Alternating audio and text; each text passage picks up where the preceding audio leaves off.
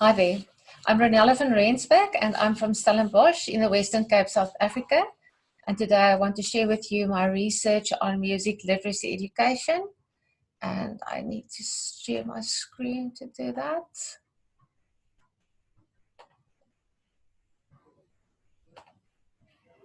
Okay, the title of my poster is Music Literacy, Sourcing the Ultimate Resource.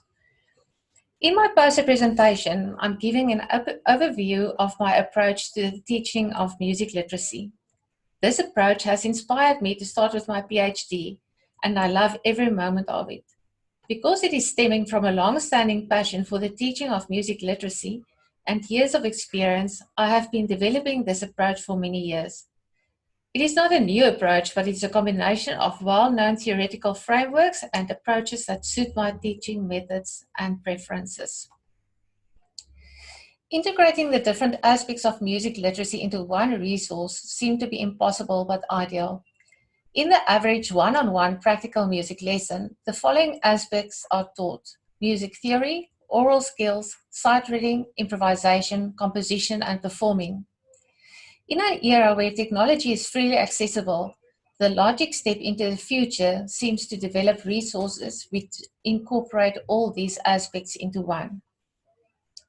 To be able to discuss this, it is important to define music literacy and the context thereof in this study. Music literacy is a common term in music education and a term which have evolved over the years. The first definition for music literacy is what I found on the Kodaly Institute's website. It is the ability to read and write musical notation, to read notation at sight without the aid of an instrument. Closely related to that is the definition by Choksi, to read, write, and think music.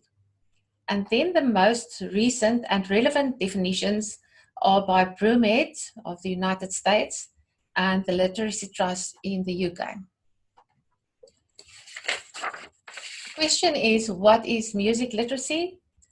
Music literacy may be defined as the ability to interact, perform, listen, contemplate, create, and appropriately with musical text by Broomhead. The Literacy Trust claims that it's the integration of the teaching of listening, note-making, and critical thinking with writing. These definitions combined into one idea is the description, what I'm going to use, of what music literacy means in the context and the purposes of my study. The performer, therefore, needs to listen, critically think, write, and perform, or note-making. A creator needs to listen, critically think, and write while note-making. A listener needs to critically think and write while performing or somebody else is performing, while a thinker needs to listen, write, and read. What is the problem? How do we teach music literacy in an integrated approach combining the following aspects: listening, performing, critical thinking, and writing? And why would we want to complicate the teaching of music literacy? What I have done is to invert or reverse the usual way of teaching, the methods that I have been taught and experienced as a young pianist. The aim of this study is to explore the possibility of incorporating more aspects of music literacy other than reading and writing into music literacy education resources. To educate students to become performers, creators, listeners, and thinkers, making use of resources that include all these aspects of music literacy education into one. How do we source or build our own resources? The way that I am seeing the definition for this and for my resources is to think that listening plus note-making plus critical thinking times writing is music literacy. Then in my studio, the choice of repertoire is one of the most important aspects of learning. Choice of repertoire is affected by whether we are preparing for an exam, public performance, or competition. Music literacy is then taught with the repertoire over a period of a few weeks. It is integrated with the repertoire and divided according to the 5 stages of learning. These stages of learning, as proposed by various authors, are not understanding what is happening. This is the unconscious incompetence side of it. In other words, I don't know what I don't know. Practice what is happening is the conscious incompetence stage. Now I know what I don't know and want to improve.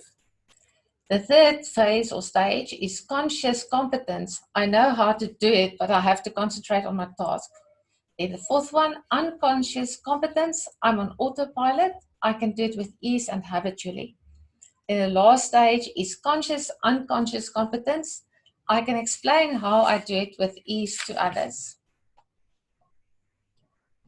For each individual repertoire piece, I then develop worksheets subdivided in these 5 phases or stages, and in each phase include all the music literacy aspects into the worksheets. For example, pitch, rhythm, articulation, key, scale, listening assignments, improvising, sight reading, and also a challenge for the more advanced students. This is an example of what I'm doing.